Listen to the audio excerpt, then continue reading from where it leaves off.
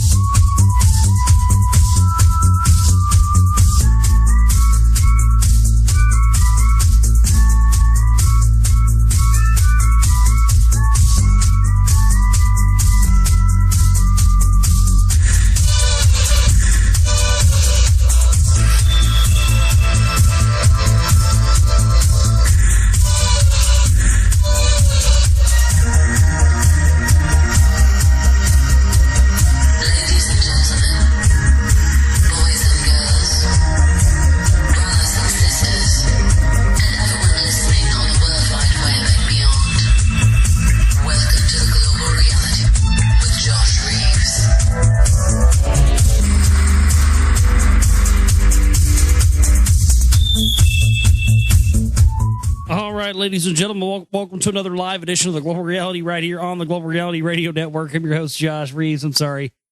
Have a little fun with the with the chat room there before the show and have a little fun, keeping it light. And oh, it's too funny, man. It's just oh man, I'm not even gonna tell you what it is. It's pretty bad, but it concerns, I'll just say this, it concerns Lars Ulrich from Metallica and his tiny penis. I'll just leave it at that. How about that? That's what a way to start a Monday show, huh? Monday night, Moonbat edition for you here, live on the Global Reality Radio Network. I am your host, Josh Reeves. Thanks for being with us. I was going to have a show Friday night, and because I said at the end of the night, Thursday night I was going to have a show, and there was people waiting on the show Friday night, and then show never materialized. And the reason that was is because I actually went out of town other weekend. I went on a trip to a lake with my family, and we had to go get my dad's monument headstone thing today. So Saturday we left Saturday, and the time in which I originally thought we were going to depart ended up being a lot earlier than I had expected. So, because I thought I was going to be able to have time to, stay up late, my normal routine research and working on the film, do the radio show, get my proper amount of sleep. Then it turned out that I was going to be leaving a lot earlier than I was. And then I still ended up only getting like 2 or 3 hours sleep. I was just whooped all day Saturday, so I had to go. I went out of town over the weekend, so that's why I didn't have a show. So sorry about that to people who were waiting around Friday night. I didn't mean to leave you guys hanging, but I thought I had more time than I did, so I was trying to get my stuff together, and I had to get stuff up on the network stream, to play over the weekend and all that stuff. But anyway, it's good to be back with you here tonight. I'm glad to be with you here on this late night Monday Moonbat edition.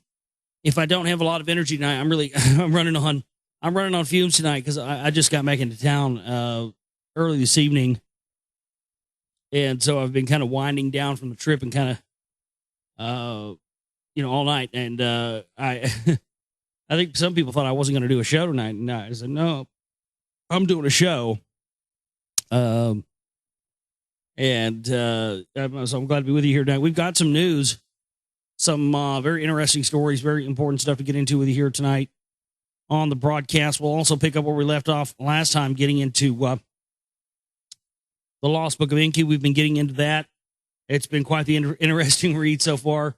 I think we're probably going to have where we left off the other night was where they were getting ready to, start doing the genetic manipulation to create humans to do the work for them, mining the gold and whatnot. I have a feeling we're probably going to get into some more porno type stuff tonight. So those of you out there that are into 5,000-year-old alien sex, make sure you get your ears on good and loud here tonight for this Moonbat edition. Make sure you brew some coffee. You don't want to miss it. We're going to have Anunnaki porno here again tonight on the show. Going to be some stabbing and jabbing going on by reptilians in the fourth dimension, stuff like that. So, so far we've had people getting their penises bit off. We've had, the brothers in Lil and Enki are just, they're just straight running a train on their sister. Oh, it's incest, and it's just greatness, It's just better than anything Hollywood could ever dream up, And these 5,000-year-old texts. That's what I decided I want to do with my life. What I'm going to find a way, hopefully without having to suck Satan's cock. And I'm gonna fucking make a movie out of this shit. Somebody needs to do it, I want to make an actual sci-fi epic movie out of this stuff. You'd need $500 billion to make it, You need a budget that George Lucas couldn't even come up with, but nonetheless, I think it would be highly interesting, because it really, all these movies, if you watch them, all these science fiction films, calling it science fiction is really a faux pas because it's science fact in many cases, or later becomes that way in the case of somebody like Arthur C. Clarke. I mean, you really see how they have used, or at least I have, and I hope to include this in a future film. I just don't know what film yet, but doesn't really fit into the Secret Right 2 and whatnot. But what I have found is that there has been an ongoing recurring program throughout science fiction literature, science fiction movies, science fiction books, comic books, in a huge way for many, many, many years, going back many decades, that, is fiction. As the quote I always use that I came up with and coined some years ago, they fictionalize the truth, so the truth seems like fiction. And that's what we continue to find as you dig deeper into this stuff. I mean, in Star Wars, even you have many references there to, the Bhagavad Gita, and then you find references to, different magical type stuff, and you find references to Buddhist things. It's really lurking around everywhere. But I mean, some of this stuff in The Lost Book of Enki is so immediate and right there in your face. It's like, this would just make a wonderful type of film. But of course, nobody will ever make it because, I mean, if somebody was to make it, it'd be the biggest selling movie of all time. But then what would happen? People would inherently start to ask questions. Well, what is the origins of this story? Who wrote it? Where does it come from? And then you go, oh, well, actually nobody wrote it. It wasn't written, it didn't have a screenplay right or anything. It was actually written in, we wrote a screenplay for it, but the actual source text is, 5,000 years old from ancient Sumeria, and, don't try to get the originals or anything similar to them because, of course, we took those from Iraq during the invasion and the war in 2003. So again, it would start to raise all of these questions, wouldn't it, about the origins of man? They're starting to bring out more of this stuff. Interesting trends going on in television. We were staying at this lake house thing over the weekend, and they had cable there. And I've since I don't watch TV, I don't have cable, and I forgot my fucking laptop. I actually had Wi-Fi there, but I forgot I was so pissed I forgot my laptop. So I was, and I think that's probably the first time I've been completely unplugged from any sort of, from the net or any communication a very, very long time. Very long time. And it was kind of nice, but it gave me an opportunity to do something I never get to do. Because now, those of you who don't watch TV know what I'm talking about here. When you don't watch TV, or you don't have, I think everybody has a TV and that they use probably just, if they don't watch TV, they use for movies or whatever, watch DVDs, what have you. But when you flat just don't watch TV anymore, when you see one, it's kind of like a novelty to you. You're like, oh wow, what's that? You're kind of enamored with it, It's such a novelty. You're like, oh, look at that. It's quaint. Oh, isn't it quaint? It's a little TV. What are they going to bombard me and try to program me with now? Let's just see. Let's turn this thing on. That's what I always do. It's kind of a social experiment. Let's turn this thing on and see how much propaganda I'm gonna get hit with. It's a nice, fun little experiment for somebody like me who doesn't watch TV and I don't have cable at my house or anything like that. We have, the little rabbit ear type thing. Rabbit ears 2.0, like the digital high def TV version where they broadcast over digital airwaves now that are controlled by FEMA and the Department of Homeland Security. So that, in the event that the shit actually does go down, there actually is a revolution and people hijack the radio signals, well, you'll have to hack FEMA to do it. Anyway, that's not my point. What was my point? So I was watching TV there. That was my point over the weekend. Just trying to find what are they going to try to program me with now? What propaganda am I going to see? Surprisingly enough, so I got there Saturday, watched some Saturday night. Was there Sunday? Watched some Sunday night. Didn't watch any today. So yeah, so two nights basically I was watching some television late at night, before going to bed. Flipping through the channels on direct TV there at the lake. And I'll be damned if there were so many shows, folks, on various different channels talking about, just a few short years ago, and even, almost 4 years ago now when I started this show back in 2007, every other channel was something like, there was one, the occult history of the Nazis. They openly admit, I was like, I can't believe this is on TV. They're openly admitting that the Thule Society funded 100% every penny of the formation of the new right-wing party in Germany, which became the Nazi Party. Now, if you know what the Thule Society is, you know that is is one of the secret societies and one of the magical orders that has been connected all the way back again yet to the priest class. Anytime you're talking about secret society activities, this is an important fact to remember. Anytime you're talking about secret society activity that has happened since right about 1777 or so, you are talking about activity, secret society activity that has been sponsored, controlled, and ran from the top down from the priest class Vatican establishment. Fact. So, when you see the fact that, okay, well, and they also say in this documentary, that before becoming an occultist, Hitler was a Catholic. And then we got, Pope Ratzinger, and you see him in his Nazi, his young SS days. He's Zig Heiland, he's a former Hitler youth. Chosen for their what? Bloodline characteristics. So it becomes, I'm sitting here going, wow, that connects the whole thing, doesn't it? And, these left-wing, lefty liberal pundits on TV called the Tea Partiers, they're just those Nazis on the right wing. And they do that, and then the right-wingers go, oh, yeah, those stupid liberal Democrat commies think that we're Nazis. I think they're the Nazis, by golly. And then what does that do? It creates this stigma thing. Oh, yeah, well, the stupid commie lefties always call right-wingers Nazis, blah, blah, blah. It's all they got. No, they really are. The Tea Party movement is the new Nazi Party.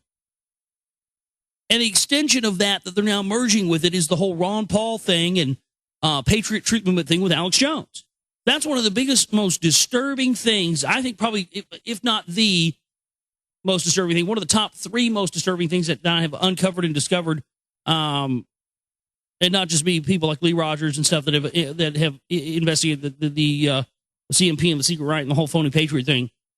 All of us separately have come to, had various experiences where we've come to this understanding that, and I've seen glimmers of this through the years, but it's an absolute fact. I know for a fact now it is.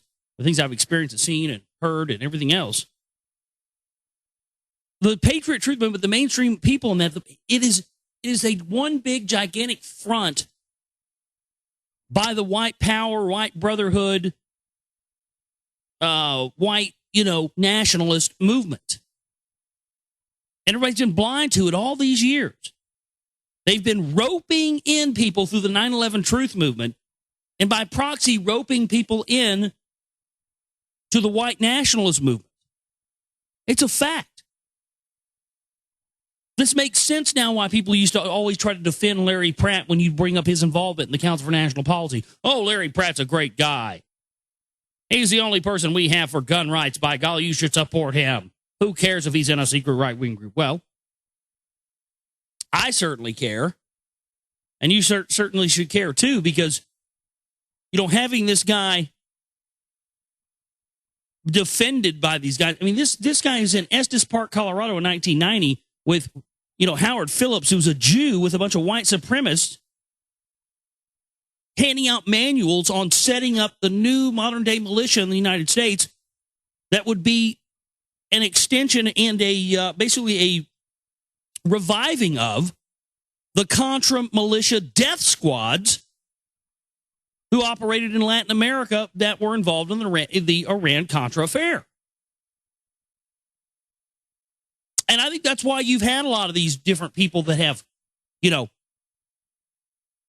they've had shows for a while, they've made movies for a while, and then they just, lately have a lot of them have dropped off the scene and stopped doing their work and everything. I think that has largely to do with the fact that people are now waking up to this CMP stuff, and it's unraveling this whole big can of worms that proves beyond any shadow of a doubt that this whole phony patriot movement, phony truth movement thing has been a way for them to create or attempt to create what could turn out to be, very well be, the Nazi Party 2.0 in the United States of America. If these secret right guys get their wish, that's what it's going to be. Right-wing socialism, right? What happens if the other team wins? You're going to get socialism too there, right? That's the whole thing. That's the whole thing. I explained this a bit on the new Red Ice Radio interview that I'm going to be doing, that I already did, rather, that's going to be coming up. I think it's going to be posted, I think, sometime this week. They said about a week, so I would look for that on the Red Ice Radio website probably in the next few days. And I got into that a little bit, That's kind of the quandary there.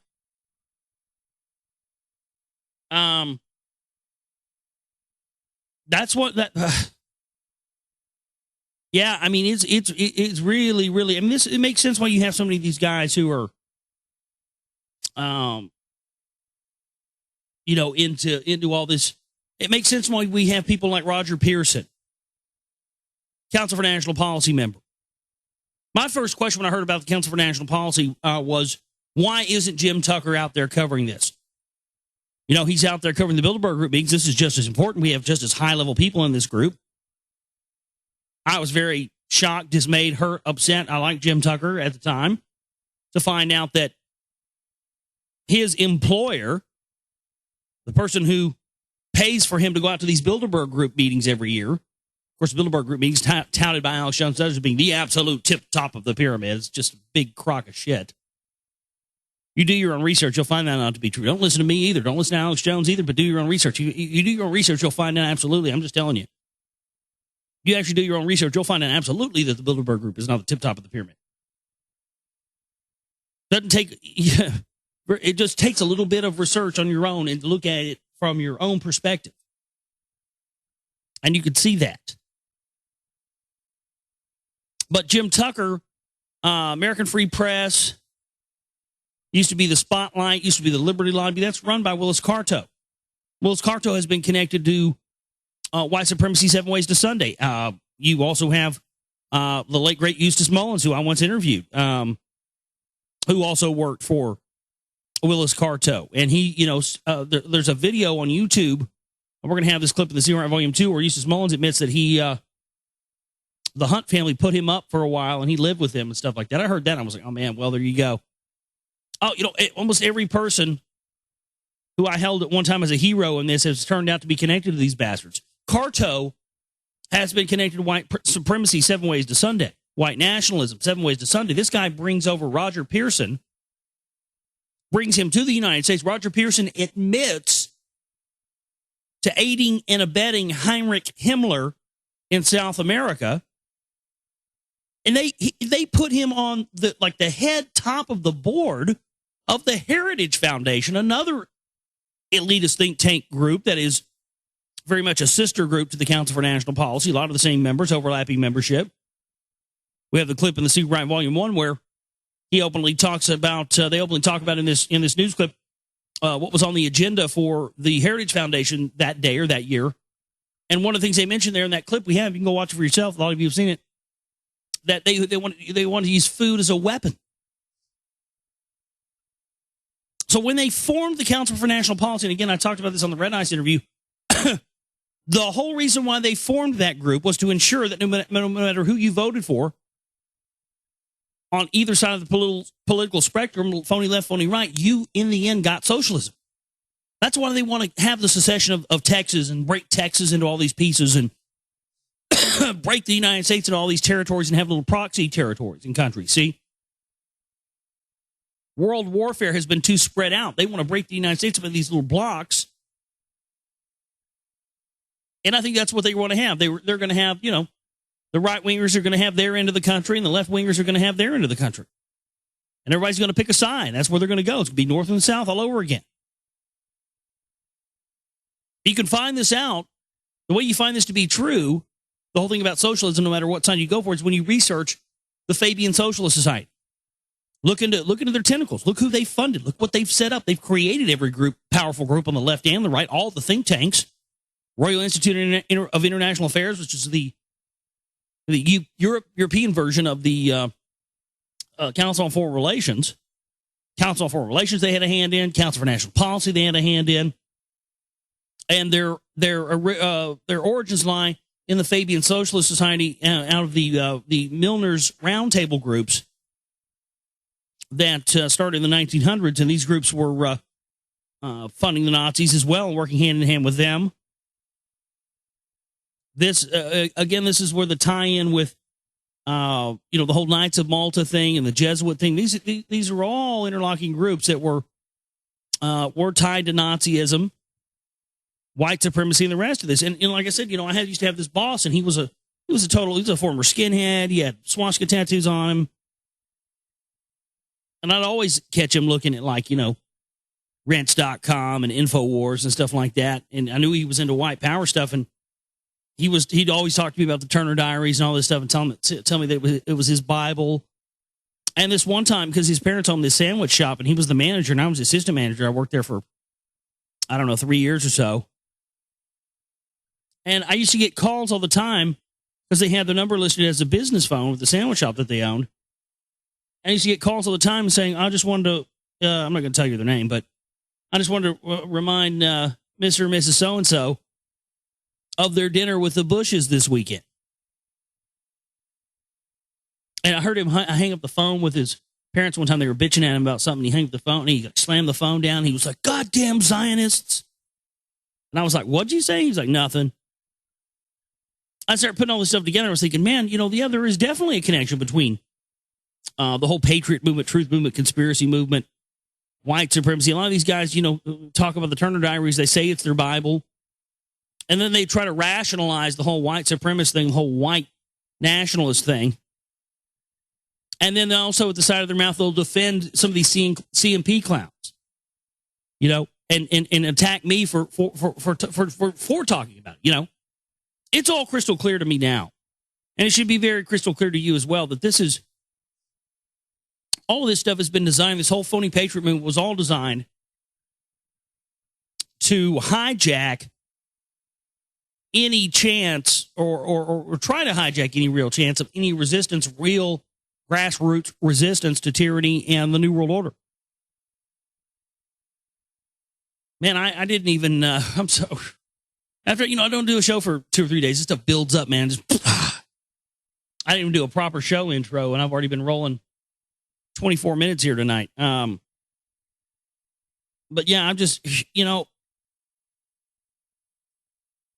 when you're working on film and stuff, your mind is racing a million miles a minute while you're working on this. It's very intense, tedious work. I've spent months on 3 minutes of film. And that's not me being like, Svengali or something. You're trying to, trying to be some perfectionist. That's literally just how long it takes to just get something to look subpar. It's just very time consuming. But anyway, that's kind of, my mind's kind of racing with all that stuff. But we've got news to get into tonight. So I kind of started out with a rant. We'll get into the news here in just a bit. Got emails as well I got to get into tonight. Maybe we'll do that, and then we'll take a break and come back and do news. I'd rather do that. I'd like to get through all the news in one shot tonight, not split it up if I could. But again, if you're just tuning in, the website where this broadcast originates from is www.theglobalreality.com. It's www.theglobalreality.com. If you're listening on a YouTube archive or later archive later or something like that, and you're not listening to it from the website, want to make sure you get that, theglobalreality.com. Looking very forward to everybody hearing the Red Ice Radio interview. Already getting a buzz. I think it's going to be huge. I do. I think it's going to be. I just can't thank all you guys out there enough for sitting on your emails and stuff for years trying to get me on over there. And finally, I think it's going to be huge. I'm kind of over it, because I did it almost a week ago, so I haven't really even been thinking about I did it, but I already been getting emails from people who were, very much looking forward to it. And people going, oh, wow, you're on Red Ice, It's a big thing. It really is a big thing. And I try to take everything that I do with a grain of salt, and I don't ever try to get too excited about it. Sometimes you got it when something good happens, you need to get excited about it. I'm having to learn that, I was just, because I've never had a problem with ego ever. And I think it's because I have this thing in my head where constantly I have to feel like I have to keep that in check. But sometimes it can be a detrimental to, because sometimes I should have ego and I don't, but I'm excited about this. I think it's going to be a huge thing. I think it's going to send fucking shockwaves,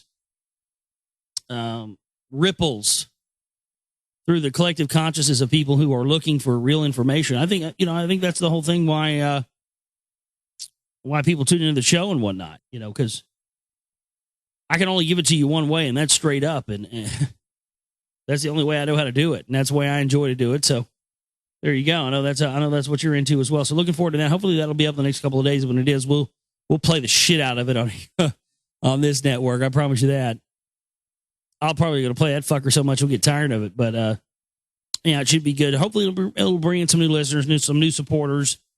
That'd be super. That'd be the best thing. If we get some more people in here that could be donating, getting more money in, that'd be super. That'd help us out a lot. That's one of the biggest things I'm hoping for, as well as, maybe a little, because you wouldn't believe how many email messages I get a week from people who say, I can't believe you've been here, 4 years, almost 4 years. I can't believe I just now found you. Where have you been hiding, And I haven't been hiding anywhere. I've been here, doing my show and doing my work and doing what I can. But people have intentionally tried to keep me hiding for years. People forget that I was one of the founding members of Oracle Broadcasting, left there in 2009. Smartest decision I've ever been involved with. Tell you what, glad I got off of that network. Lee Rogers is cool, but man, tell you what, not a big fan of much everything else. Mike Chambers is cool. I can't say that. I like the guys I started with. I don't really have anything against any of the guys I started with. I don't have anything against Doug Owen. I don't have anything against Michael Vale. I don't have anything against Lee Rogers or Mike Chambers or Rob Chowder and those guys. Because that was in the beginning. That's all it was. It was us. TNR shut down. Mike couldn't keep it going anymore, and we pulled together as a team of hosts and had this idea to create a network that was a platform for all of our shows. Because we'd been together on True Net Radio. And so then that whole thing was born out of something that was really amazing. And I think that often gets forgotten. And I think a lot of people have tried to push me off to the side and have tried to relegate me to some fringe, while simultaneously also by a lot of people trying to steal my work and not give me credit for certain things. And I found that out the hard way. Before I found out about the CMP stuff, I'll tell you a story. It ties in too, because I think it was before I went out of town. So I think it was Friday, and I'm sorry if I'm not getting this right. I could be totally flubbing the website here, but I want to say maybe it was the Intel Hub website, which is a pretty good website. Some of this, I don't know. Some of the stuff is sensationalized, kind of like Alex Jones sensationalizes stuff. I kind of have a problem with that, but that's neither here nor there. My opinion, I don't have anything against those guys. My opinion of them is not what matters here. What the matter is, I think one of those guys was in my chat room. They were saying that something about Alex Jones stealing one of their articles, and somebody saying that they weren't aware this kind of stuff went on, where people would steal articles, and wanted to know if anybody else had experience with that. I don't know if that person is listening now or will be listening to this broadcast later on or whatever, but I'll tell you a story. Before I found out about the CMP stuff, this was back in 2007, before I started my radio show, back when I was still, very much, actually, I think it was way even before that. It may have been 2006 when it happened. I think it was 2006, even before I was getting close to having the movie done or anything. Yeah, I think it was 2006, way before I had a show. Very much into Alex Jones at that time. Very much thought the Patriot Movement, Truth Movement thing was a real deal movement. Very much believed we were all in this together, and that there was no hierarchy, and that this was just a bunch of people who were pissed off at what, the idea of world government, the idea of slavery and, enslavement and tyranny and all that sort of good stuff. And, we were all believed 9/11 was an inside job. I thought it was that kind of deal. And, oh boy, I made a big mistake.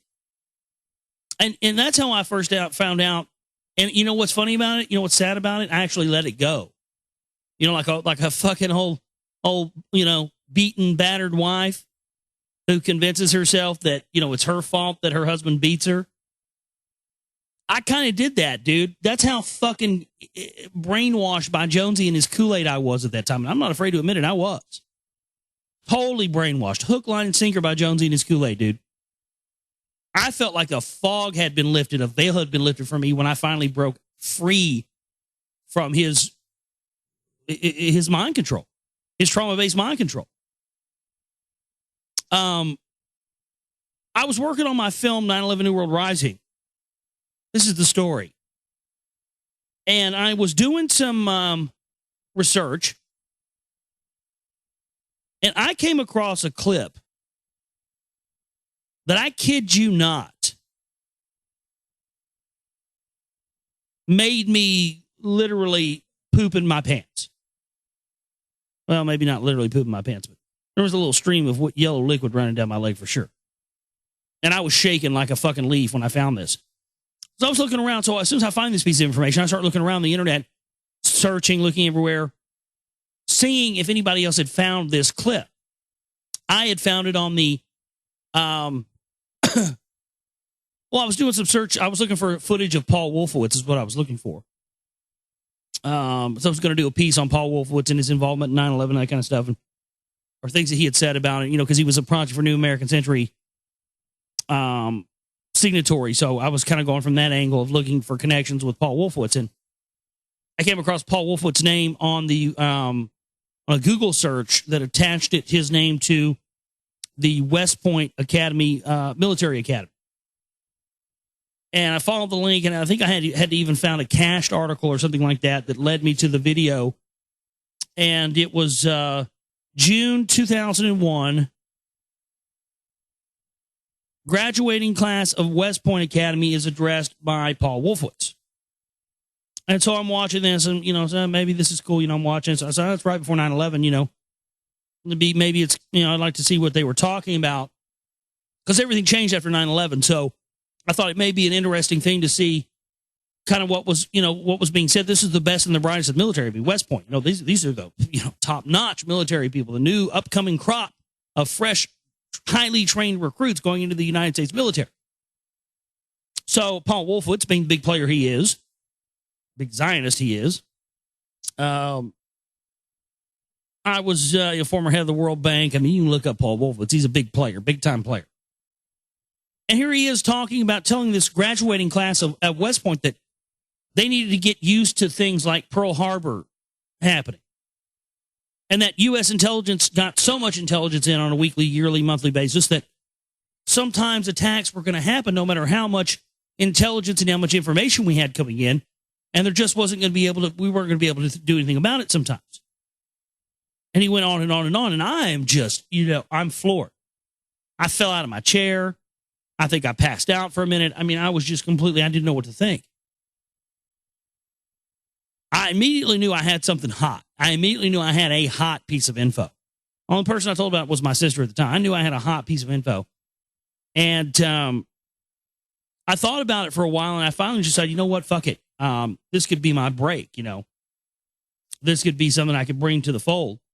So I wrote this email to Alex Jones and told him, who I was, told him my name, and, blah, blah, blah. Told him I met him before at one of his events and all this different stuff and, fanboy stuff. And I said, hey, I saw that, I know that you post people's articles and you like when people send you information and send you tidbits and stuff. And again, I thought this was all a big team. We were all in this together. And so I sent him that link to that Wolfowitz thing. I said, this is urgent. You got to check this out immediately. This is huge. And so a couple of days go by and I didn't hear anything, and I kept checking his website, see if he would mention it, listening to his show, see if he would talk about it, nothing. And so after, I don't know, a few days, I sent an email message back and I said, hey, did you get my my email about, the Paul Wolfowitz clip thing? And I didn't hear anything back. I kept sending messages. And about a week later, after I originally had sent the article, lo and behold, I'm listening to his show, and he says, we have huge breaking new information that our InfoWars research team or Paul Joseph Watts or somebody, I don't know who it was, he said. It may not have been Paul Joseph Watts, I don't think he said that, but he said, I don't remember who it was. But there it was. Paul Wolfowitz, alludes to 9/11 foreshadowing, blah, blah, blah, blah. So I'm like, oh, man, cool. He put it up. He posted it. All right. Go team truthers, right? Scrolling down. Okay, he'll have a mention of my name in here somewhere, blah, blah, blah. Keep scrolling, keep reading, go down, nothing. And I just kind of said, okay, well, maybe just messed up. I'll send him another polite email. Hey, I was just wondering, I saw that you got that piece of information I sent you. Just wondering if, you were going to give me credit in the article since I found it. Never heard anything back.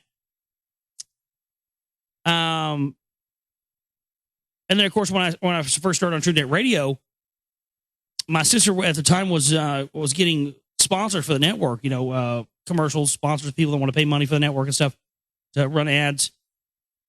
And a lot of these, at that time, I still wasn't anti-Jones or saying anything about him on my show. And we had two different sponsors tell us that they had been warned about us from Alex Jones. And I thought to myself, what the hell is going on with this guy? I entered his contest. I won first place in his contest for his 9/11 video back in 2007. 9/11 Truth Action video. Won first place in that. Supported this guy. I bought his movies. All this stuff. And we're totally all assuming we're on the same team, and yet he's telling sponsors not to work with us.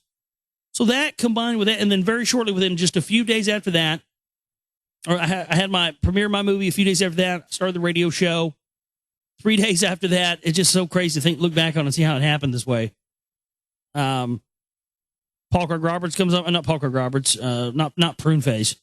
I roasted his ass though on Intel Strike Report show. That was golden classic. He pissed on his depends.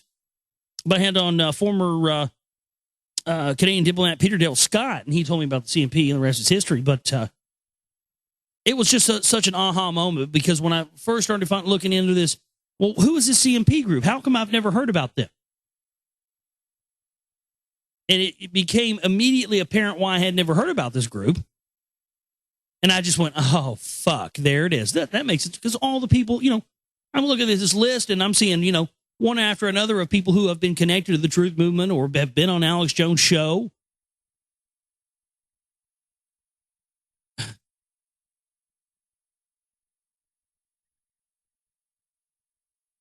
It's just unbelievable to me, the way that all transpired and how it got to now. So, whoever the person was, and I'm sorry if I got your website wrong or whoever that was in there, but whoever was talking about, Alex Jones stealing articles, yes. I mean, to answer your question, yes, 100%, the guy fucking steals people's work. I'm not the only one that's experienced it. You're not the only one that's experienced it. Plenty of people have, and plenty of people will, so long as they continue to operate under the phony illusion that he's somehow on the same team as you. He's not on the same team as you. If he was on the same team as you, he wouldn't have, a live-in nanny and servants' quarters and $1.5 million house and claim that, he's still, we're going to have a money bomb, folks. I need more enchiladas. Get them in here now. Unbelievable stuff. But anyway, I hope that answered the question there on the, I did want to mention that. Yes, I have an experience in that, but let's get into some, I only got a few emails here. Let me see what I've got.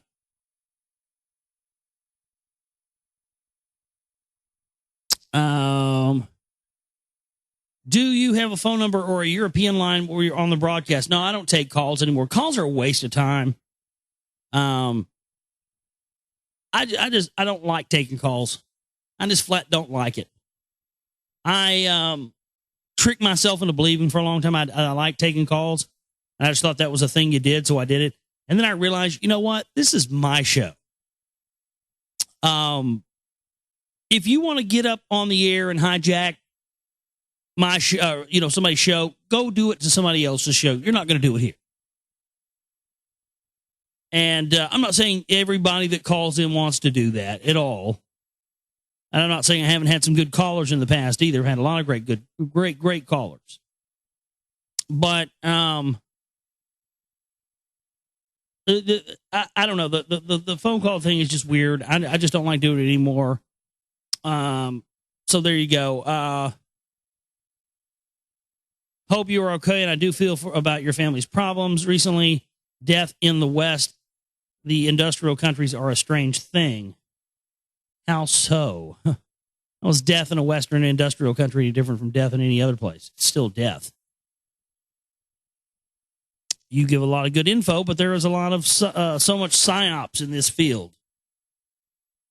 Find it hard to trust anybody, really. Have you ever heard of Marcus Allen? Yes, I've heard of Marcus Allen. He's in one of Chris Everard's films.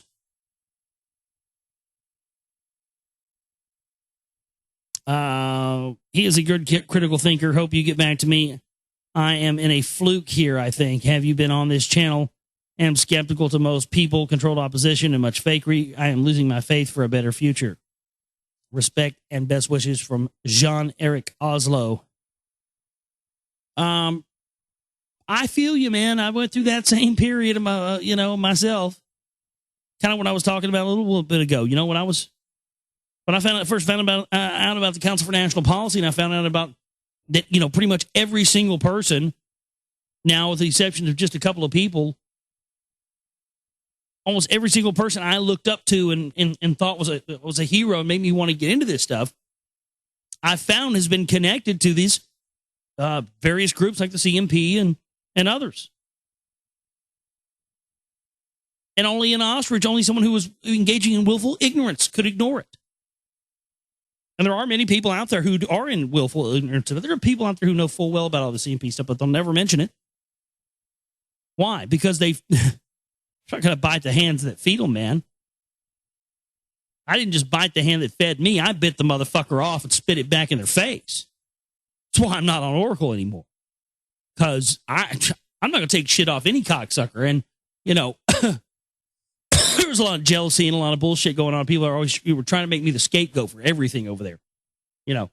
Somebody's computer would crash in Timbuktu, or the phones wouldn't work, and automatically it was my fault from something I said, or, I talked about some weird topic like the Anunnaki, and apparently talking about that kind of stuff is considered taboo. They'll say to your face, "Oh, we don't care what you talk about. You can talk about anything." Yeah. And then you hear them. They have these little chatty. A lot of the people there on that network have these little chatty Cathy sessions on Skype behind the scenes, and it's like little schoolgirls. They sit on Skype all night after they've done 2 hours of radio and sit there and just like, it's just like, I'm not kidding you. Many radio hosts that you would know the names of, I'm not going to tell you. Sounded like a bunch of little bitches on the party line on Friday night, dude. I'm not kidding you. And I'm just not into that, and they'd always want me to come, hey, man, get on Skype with us, There's like 9 other hosts on there, cluster fucking, and everybody's drunk, and people are talking shit on this host and making fun of that host behind their back, and they do the same thing to you, and, when you were doing your show and you weren't around or something, and they think that you wouldn't know. It's just ridiculous little bit shit, man. It's just, like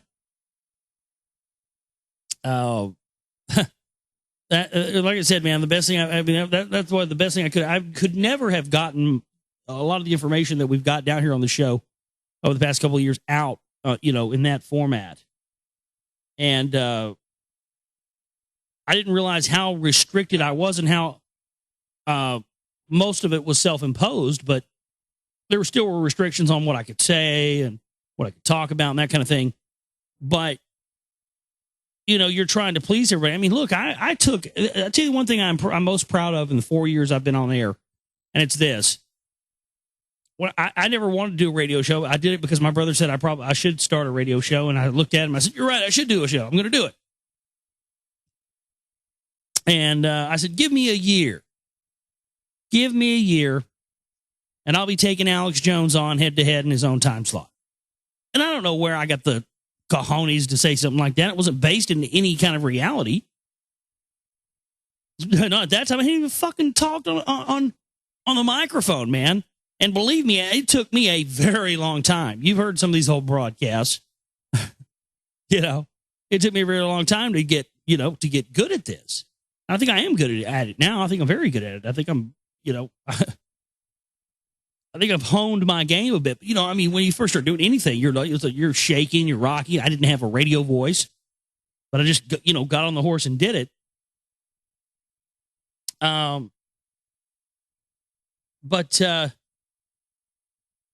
It's just you don't really realize the biggest thing what I want to mention was the biggest thing I'm proud of is that in 9 months, I said, give me a year. In 9 months, I was taking him on in his own time slot, head to head every day.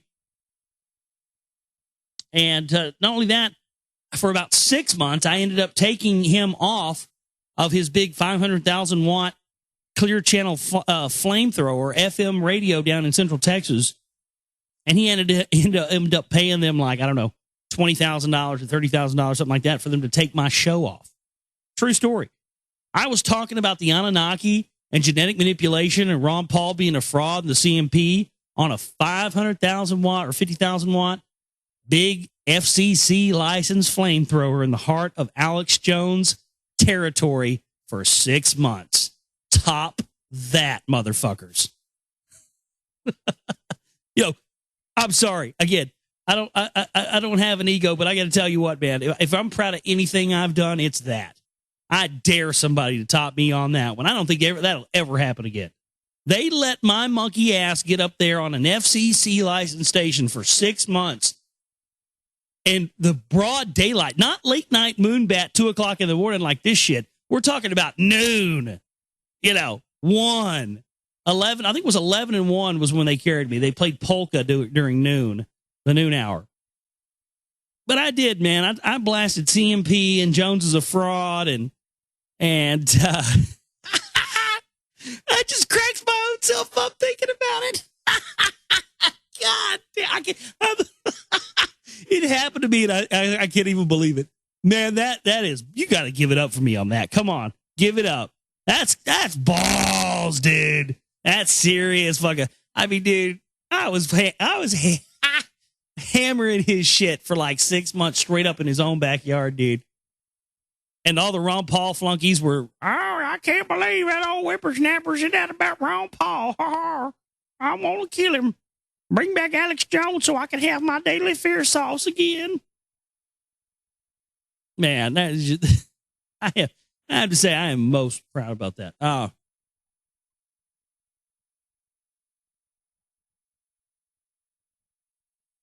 got a message here from one of our listeners, MJ. He says, Jones knew you were going to be a problem before you did or were. I would agree with that. I had an experience that indicates that. These people do not use the false premise of time the same way most of us have been trained in. Like I said, when I went to his premiere of his movie Terror Storm in Dallas at the same theater I ended up showing my film at in 2007, I was, very much on the Alex Jones team. I was very much into him, and I've told the story before, but it was so weird to me at the time because I was very much into Alex Jones and a fan of his work. I walked over to the bar in the theater where the film showing's going on, and he had given his speech and they showed the movie, and people were kind of hanging out or something. I think it was before they showed the movie, but I was waiting in line to get a beer. And they have the kind of old school ticket box office. You walk up and get your movie, and you go in. And it's the old school style, single movie theater type. And I'm waiting to get a beer, and I look over, and Jones is sitting there in the little ticket booth thing that they're not using for tickets. And he's just glaring at me like a fucking charging bull. I mean, just looking like, and he's gritting his teeth, and he's literally making that sound. Like gnawing his teeth. I'm not going to tell you, man, it freaked me the hell out. I thought I was tripping, man. I was like, did I just see that? And I kind of stopped, and I looked, got my beer, and I looked back. He's still looking at me.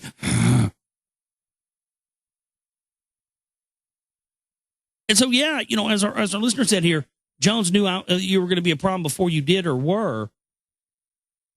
And I can't help but think that that's what it was. He knew, somehow he knew, whether he's a demon, whether he's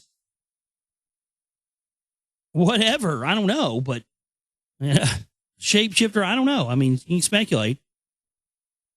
I just don't know how you explain it. Now that I look back on it, it seemed as if he knew. Somehow he knew that in the future I was going to be a serious threat to him.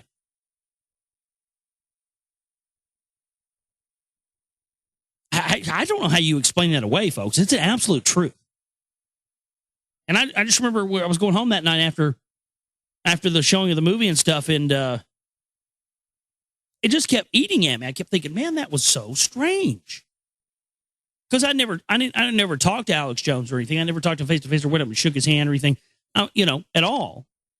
Or any kind of running with him. I can't. I don't know. I can't figure out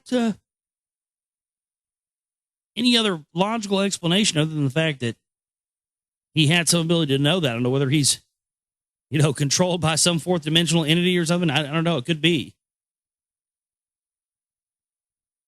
But we've got a lot of news to get into here tonight. We have been going here for about almost an hour now. Also, I want to say we haven't had any donations in since last Wednesday. And last week we didn't get in very much support. And so we're kind of low on funds right now to operate and do anything. So if you can, please go to the website right now or anytime after you're listening to this, if you can. And theglobalreality.com. It's www.theglobalreality.com. Please go to the website there and support our work by making a donation through PayPal in the chip-in banner for the bills for the month, or the donate button as well. You can donate larger amounts. We do need some support right now, and I'm asking people to help us out if they can. We don't have commercials. We don't have sponsors. We don't have any of that stuff. And that's how we do it, is by the support of our listeners. So if anybody can donate this week, please do so and help us out. And I had a lot of people the past several years requesting an address to send stuff to a P.O. box. I attempted to get a P.O. box last week, but I guess because of the state of, the Homeland, Reichland security and stuff now, it is increasingly difficult to get a P.O. box. And I even tried to have some friends help me. I have family members help me, but you have to have, okay, well, for instance, I don't know if it's this way in other states. I can only speak from my experience in Texas because I've only ever lived in Texas. But here in Texas, you get your driver's license renewed. And you can get it renewed, and you don't have to get it renewed for, fucking years. You can do it over the phone, and you have to keep or online. You can keep the same card. Well, my sister just turned 24, and she got her license renewed online, but she has the same fucking ID she's had since she was 18. So even though she's old enough to drink, sometimes when she goes out, they think it's not her and think she has a fake ID because she looks totally different because she's 24 now, was 18 at the time. And so, when you kept the same ID since that long, sometimes you move and your address changes. Well, in order to get a P.O. box, you have to have a lease, a mortgage, or an insurance card that has your name and address that it perfectly matches with what your address and everything is on your ID. So I've had an increasingly difficult time finding, I don't have that, nobody I know has that. And that's the thing that's standing in my way for us to be able to get a P.O. box and get more support in here. I had a listener tell me that they refused to use PayPal, refused to use anything else, but they also said that they wanted to make something about donate. They owed me donations going back to the TruthNet radio days. It's like 2008. I'm thinking, you're going to give me 3 years worth of donations in one shot? I mean, well, that would help us out tremendously. Yeah, I don't know. I'll keep working on that. I'll keep trying to see what I can do to get that going. But anyway, for now,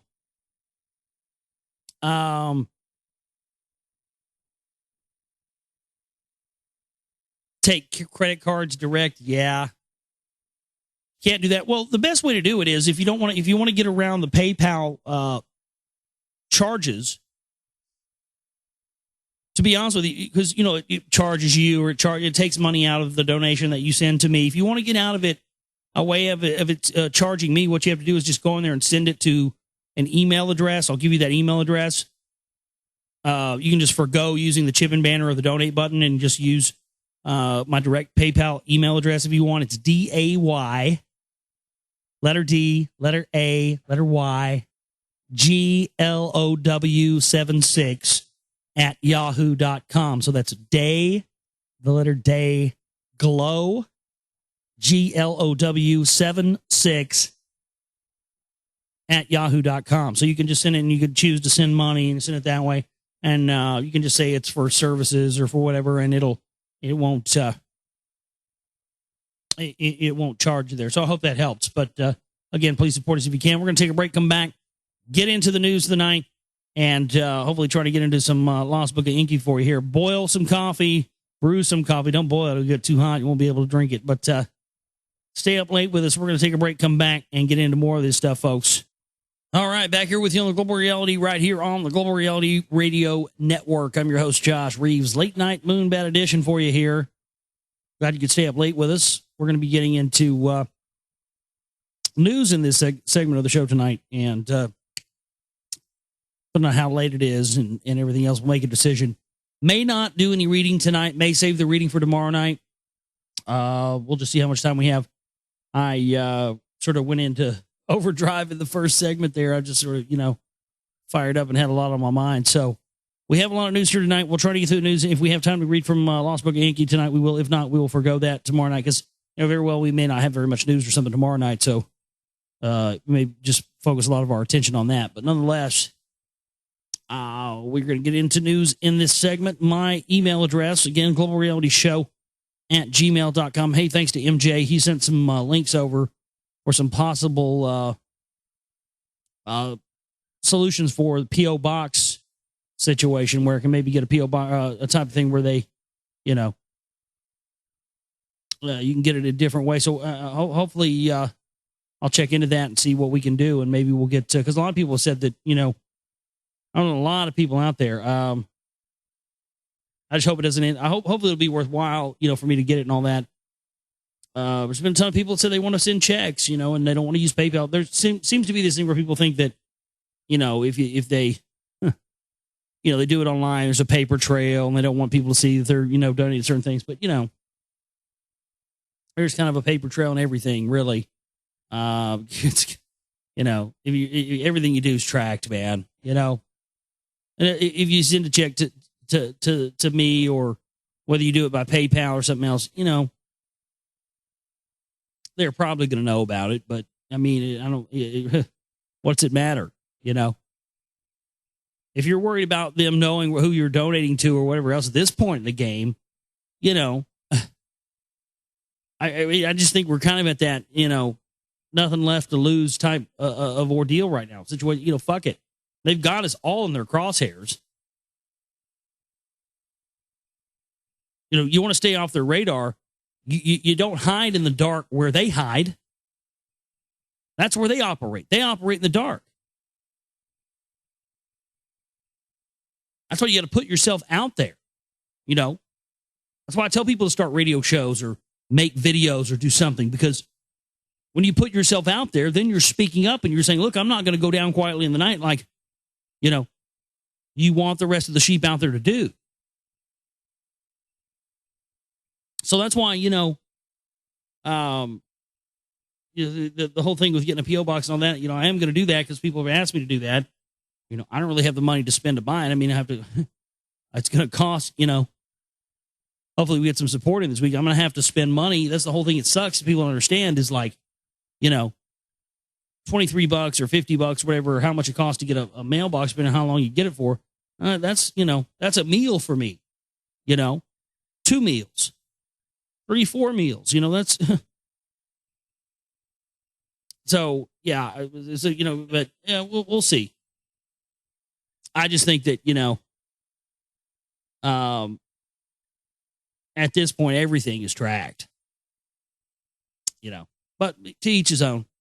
I'll get that handled, and we'll see. Hopefully it'll get us some more, support. I hope it ends up being worthwhile, it won't be worthwhile if I get, a bunch of change in a bunch of envelopes I had to take down to Coinstars, and that would suck. All right, let's get into the news for you here tonight. Oh, I don't even know where to begin. I'm so tired too, y'all. Oh. Let's just start out with this one because this seems fitting, and this is actually one of the most recent ones I found here tonight. This is from space.com. Seems space.com, who's really spends their time mostly talking about, space has been a big topic lately, hasn't it? The space program, outer space, things we know about, things we don't know about it. The moon, Mars. You guys starting to see this pattern here, is constant focus on space. Why? Well, over the weekend, the big news is the space shuttle thing being the last, launch of the space shuttle. So, inherently, people who know what that kind of have a passing interest in this stuff or don't know a lot about this stuff, but know what I pay attention to, they want to ask me my opinion, And, I'm confused, how come we don't have a space?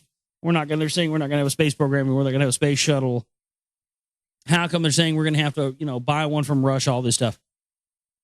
It just doesn't make any sense. Well, number one, we conquered space a long time ago. That's something you have to know. Most people don't know straight up. Space has been conquered. I mean, there's when you factor in this etherical energy barrier that exists around the Earth, that keeps the Nephilim and all their progeny, all their descendants trapped on this planet, that people on this planet have known about for centuries. We know them as the Van Allen radiation belts. That's the proof positive why we didn't go to the moon. It was because there were no radiation protection in those suits. And I think that, now with space-based weapons and the space junk problem probably being worse than we're being told. We got a story about that tonight. I think there's going to be an incident involving alleged space junk. I think we've probably already, they talked about, remember a couple of years ago that we're saying we were very rapidly reaching the point where it eventually wouldn't be safe for us to travel in or out of Earth. I think that's a red herring. I think that's a cop-out. I think they're going to try and use this space junk problem as the cover-up for the etherical energy barrier, the Van Allen radiation belts we can't break free from.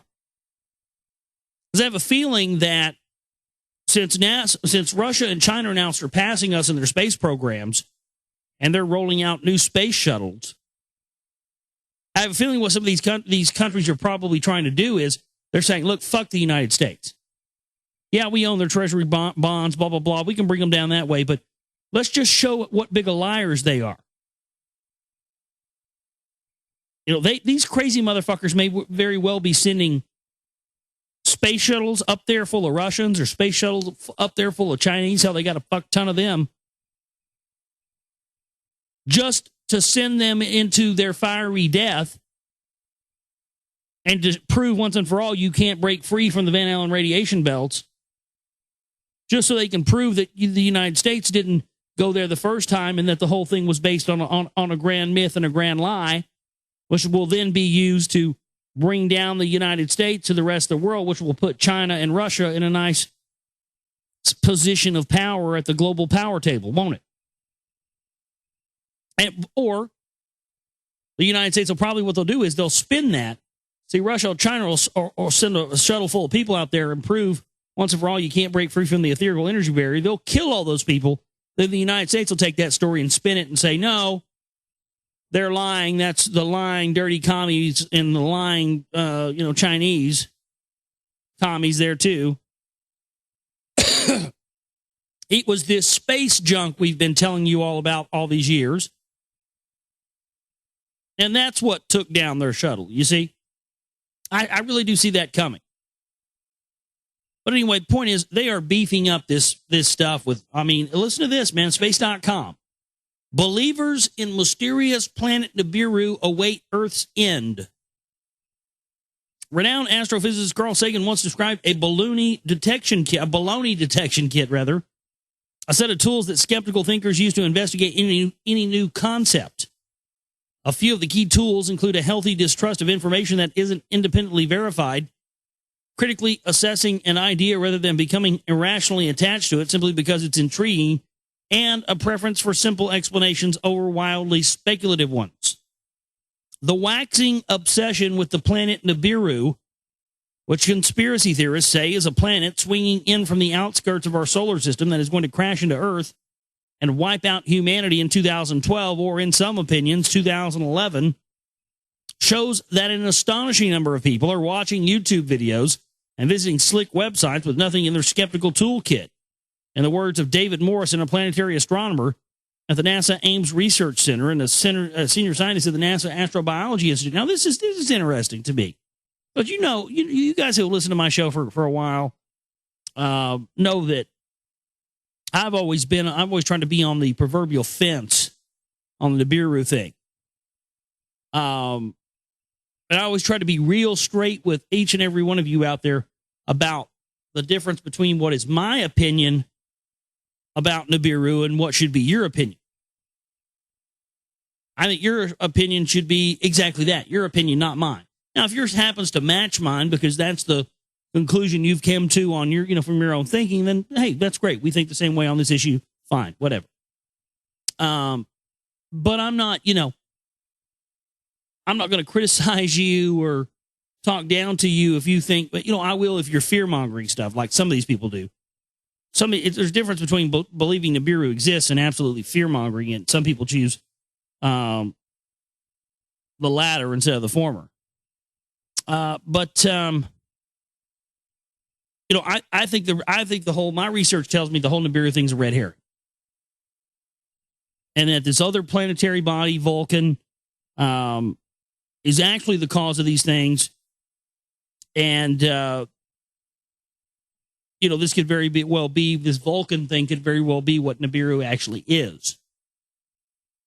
But because its appearance doesn't seem to fit on the time scale of 2012, it hasn't been touched. But again, with that said, my point is, boy, isn't NASA really going out of their way to try and, what do they care? They're really going out of their way to try and convince everybody, oh, hey, no. You know, anybody says this is a conspiracy, anybody talks about this is out of their mind. That makes me wonder. I would be even just as skeptical if NASA came out tomorrow and said, Nibiru is real. We've known about it for years. You know, it's on its way. I would be just as skeptical. I'm just skeptical about NASA seemingly, I mean, seems like the second or third story I've seen on this very recently. And it seems that there's a massive sort of ass covering job going on by NASA for some reason. You know, like that the comet Elenin thing. Some people believe that's Nibiru. I don't necessarily believe that. I don't necessarily not believe that either. But I get in the middle on some of these issues sometimes, like the whole no plane thing. You know, I'm not going to say the no plane thing didn't happen. I'm not going to say it 100% did happen. I'm going to say that every person needs to look at it for themselves, and whatever conclusion you come to based on your own research should be what you go with. Fuck what I say or what anybody else says about it. But what bothers me is when I see people who don't believe in the no plane theory get very, very fucking angry and mad and, you know, hateful. But just because you remotely entertain the idea that it's possible. Now, we've got a story here tonight, which we've had similar stories to in the past involving TV fakery going on. That's an absolute reality. If you think that the minute that you allow yourself to believe that anything that comes out of that idiot box in the corner of the room, the television, the minute that you think that anything coming out of that at all could possibly be even remotely close to the truth, you're kind of out of your mind. So when we know that to be a fact, we know that everything coming out of the TV is an illusion. Think about the cognitive dissonance that they're now trying to cause with doing what I mentioned earlier in the broadcast, showing now all of these television shows, Ancient Aliens, and there's a new show that's coming on Sci-Fi Channel this Wednesday night. It's a premiere. I don't know the name of it. You can look it up. But supposedly, yeah, it's his adventurer guy. It's called like Lost Legends or something like that, I think. Every week, this guy supposedly goes around and looks for, you know, ancient alien sites and the Ark of the Covenant and the crystal skulls and stuff like that. See, now, after years and years of pumping nothing but lies and propaganda and falsehoods and phony paradigms and just absolute programming horseshit, they are now by proxy trying to hijack research and information that we have uncovered about these motherfuckers who created TV for the purpose they use it for in the first place. And now they're trying to use cognitive dissonance by mixing in the kind of things that you and I talk about, what we talk about here on this show and other shows like it and stuff out there, so that people now that have woken up to what an illusion TV is believe that the information that they're getting from these TV shows is also a part of that illusion. Now, that's a very, very, very slick move, you fuckers out there in the power structure. I know you're listening. That's slick. You didn't think we'd notice that one. I got to say, that's good. These guys are stepping it up, man. Because everybody's been asking that question. You know, everybody asked me that question, and I've had to think about it a lot. But that's a conclusion I've come to. That's why they had Jesse Ventura's conspiracy theory shows and all this. You know, a lot of people out there have woken up to what garbage TV is now. And so when 98% of the shit that's on TV is garbage, and you start rolling in a little 2% of real factual information like, you know, the ancient alien stuff or, you know, Hitler and the Nazis and the occult, that kind of stuff. Then, again, you know, if 98% of what you have on TV is horse shit, then people are automatically going to assume this crazy, wild stuff about genetic manipulation by these extraterrestrial sky gods and ancient Sumeria is going to be a part of the same 98% horse shit they're used to getting out of that box, you see? This is why they've been allowing this stuff to be on TV. And I got to tell you, anybody who goes along with that and plays into that, you should be suspect of. The waxing obsession with the planet Nibiru, which conspiracy theorists say is swinging on the outskirts of our solar system, is going to crash into Earth and wipe out humanity in 2012, shows that an astonishing number of people are watching YouTube videos, and we read that already, but Morrison estimates that there are 2 million websites discussing the impending Nibiru Earth collision. He receives on average 5 email inquiries about Nibiru every day. At least once a week, I get a message from a young person as young as 11 who says they are ill and or contemplating suicide because of the coming doomsday. Morrison told Life's Little Mysteries, a sister site to space.com. What is the origin of this mass panic about Nibiru, which astronomers say doesn't exist? A suspect origin is that the idea that doomsday will result from a planetary collision was first popularized in 1995 by Nancy Leiter, a self-described contactee. Leiter claims that she has the ability to receive messages through an implant in her brain from aliens in the Zeta Reticuli star system. On her website, Zeta Talk, she stated that she was chosen to warn mankind of an impending planetary collision which would wipe out humanity in May of 2003. When no such cataclysmic event occurred, Leiter's followers chose 2012 as the new date for the Nibiru collision, which coincides neatly with the other doomsday prophecies focused on the ending of the Mayan calendar. So see, again, this is where we start to see that they've taken this idea of the Mayan calendar and the end of the known world, not the end of the world, the end of the known world, meaning the end of life in this dimension, or 12-strand DNA activation, end of life as we know it. And they've melded that and attempted to meld that neatly and nicely with the arrival of Nibiru. Now, nowhere have I ever found any proof in any ancient Sumerian text that says 2012 and the Anunnaki tie into one another. But they've created that now, this false belief where people, when they hear about Nibiru or 2012 or anything else, or the Anunnaki, they automatically connect those together. And so I appreciate them here in this article from space.com pointing out that, you know, this woman who claims that she talks to aliens on Zeta Reticuli from a fucking implant in her brain. Give me a break.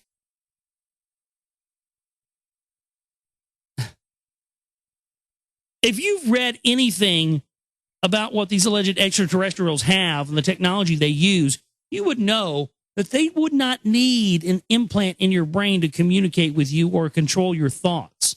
Okay? So then right there, that tells you that person's a fraud, and they're connecting this first joining of 2012 and Nibiru together.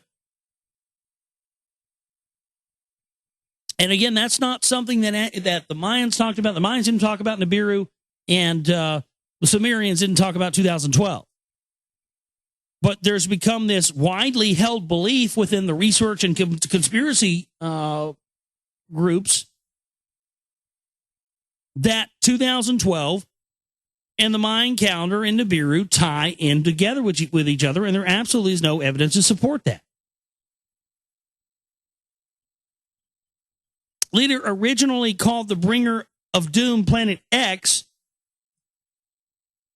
and later connected it to a planet that was hypothesized to exist by a writer named Zachariah Sitchin in his book, The 12th Planet. See, right there, that's her connecting the Planet X thing, or Nibiru, the reference of Nibiru, to what she referred to as Planet X,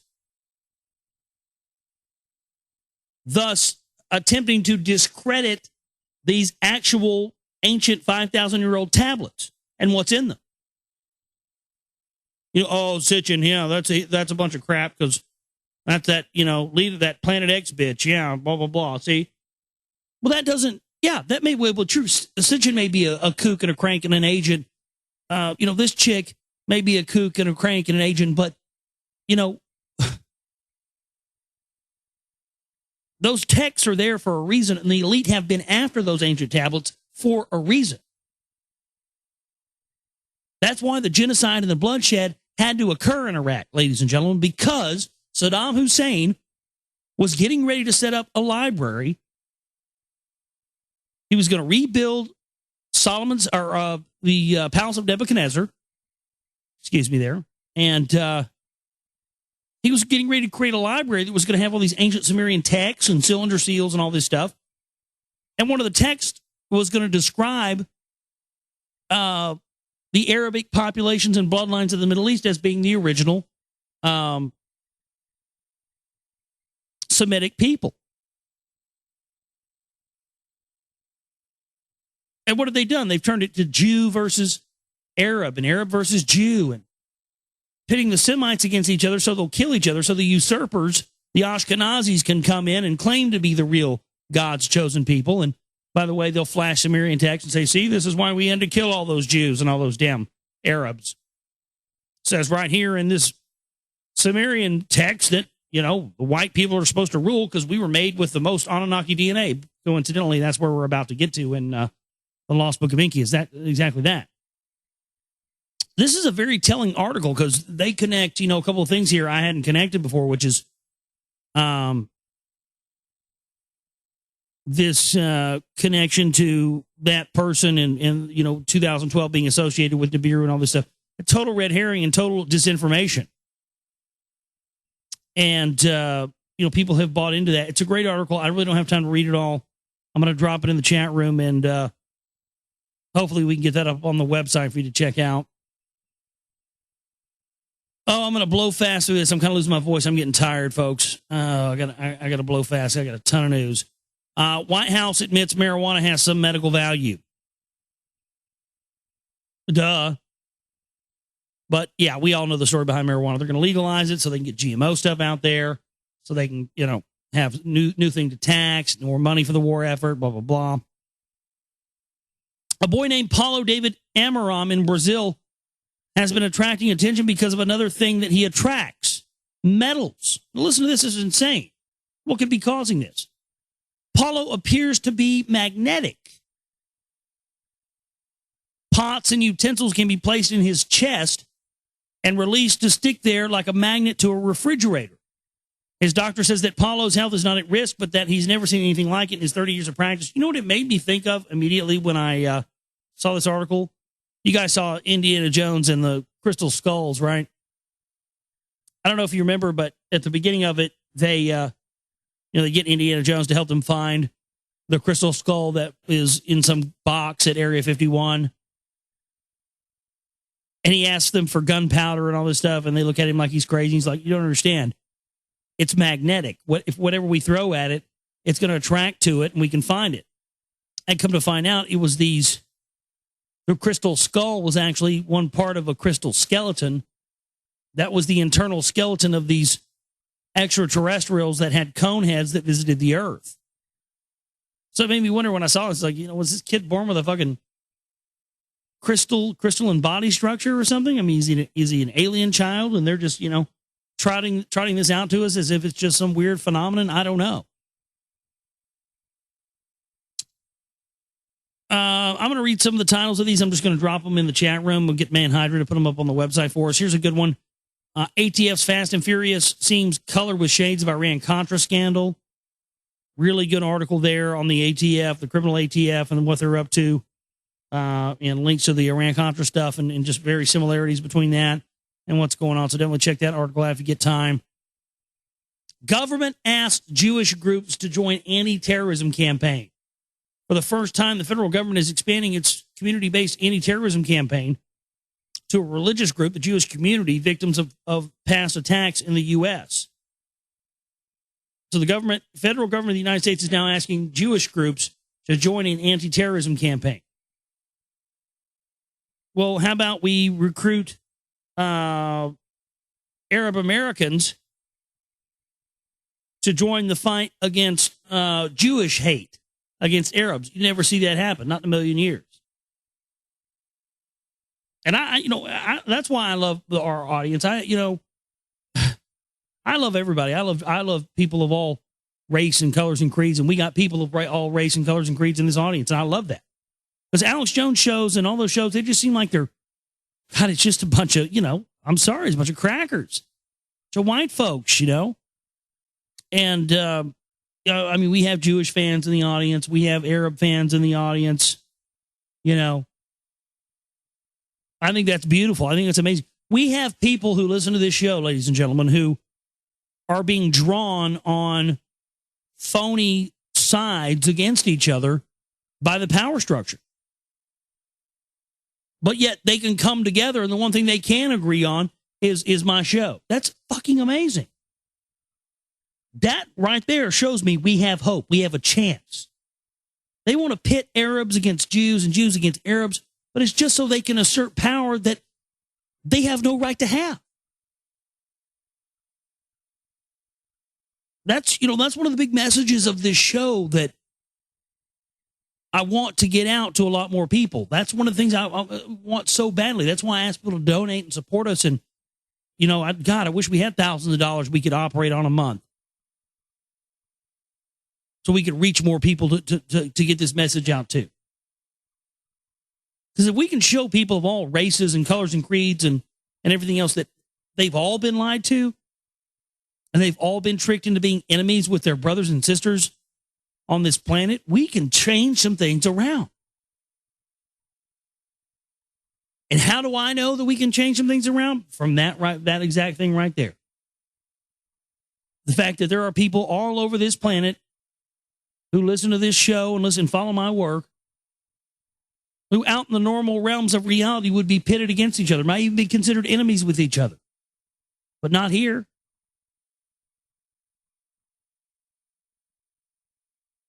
This is the neutral ground. This is where we can all come together as a family again, as a species. To come together and take our destiny on this planet back, to re-own what is ours, and to go forward into the future with peace, not warfare. That's their phony lie. That's their phony paradigm. It's not ours. It's been supplanted on us and told that it was ours against our will, and we bought it hook, line, and sinker.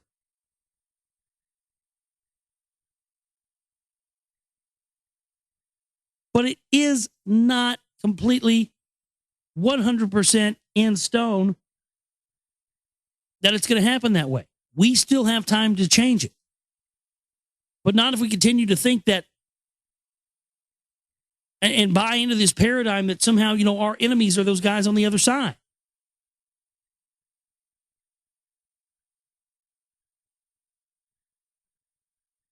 These guys like Alex Jones goes, I don't believe in the false left-right paradigm. I don't believe in left-right politics. Alex Jones says that 1,000,000 times a day. But yet everything he does, everything he speaks is right-wing.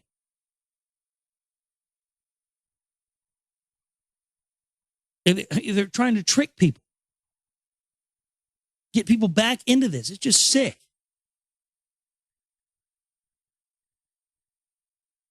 But I think that's going to be the real, just the real big bang that is really going to put these people in a lot of trouble. And I talked about this on the Red Eye show. From the very beginning, that's why I called the show The Global Reality. To me, that was the biggest thing I had to say before I went on air ever. One of the biggest things I wanted to get out there to people was I wanted people to understand, I felt like, even though I didn't know about the CMP stuff yet, and as I said earlier in the show tonight, I had an idea, about Jones being a fraud because of the things I experienced and whatnot, and I had that gut feeling, gut was telling me the truth. But,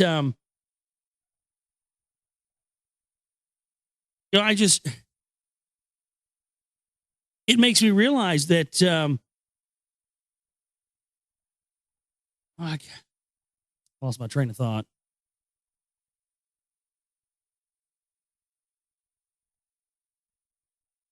Oh, I'm getting tired. I'm getting delirious. I'm so exhausted. I lost my train of thought. I can't remember where I was going with that.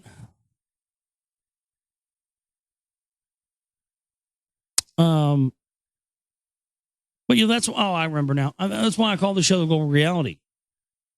I mean, I felt like Jones was and others were just putting this thing, acting like this was compartmentalized just in the United States, and that if you were outside the United States, you weren't really fighting the New World Order. You had to be from the United States to do that. Why? Because it's about creating a new civil war. It's about creating a new side, splitting this country down the middle and invoking brother against brother in warfare. Again, that's what they want. We cannot allow them to do this to us, folks. That's what Jones is there to do. So by calling this show The Global Reality, that's what I hope to do, is I hope to show the people of the world that the reality of the New World Order and the Illuminati and the power elite and the extraterrestrials and phony religion, all this stuff, is a problem. It's a reality that is a global issue. It's a global pandemic. It's something that every single person on this planet needs to know about, not just, a handful of subversives or a handful of, alternative radio listening clowns in the United States.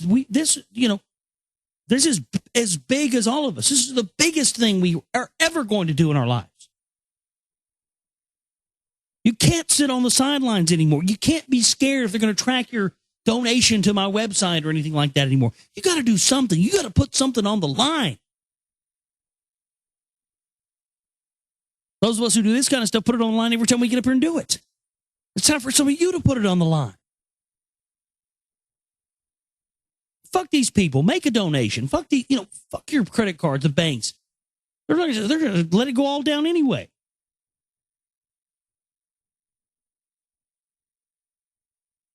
Support a broadcast like mine for once. See, try it out. Fuck them. But we need people to, just throw their hat in the rings, man. We just need people to stand up and say, you know what? Fuck your lie. And you know what? You clowns over here on alternative media and Truth Movement, Patriot Movement, Alex Jones, fuck your lie too. Because your lie is serving their lie. And that's the bottom line. If people were to ask me the question, why should I be concerned with the CMP? Why should I be concerned with phony patriots? The answer is because their lie is serving that bigger lie you claim to be concerned with. The New World Order, global power structure, global tyranny.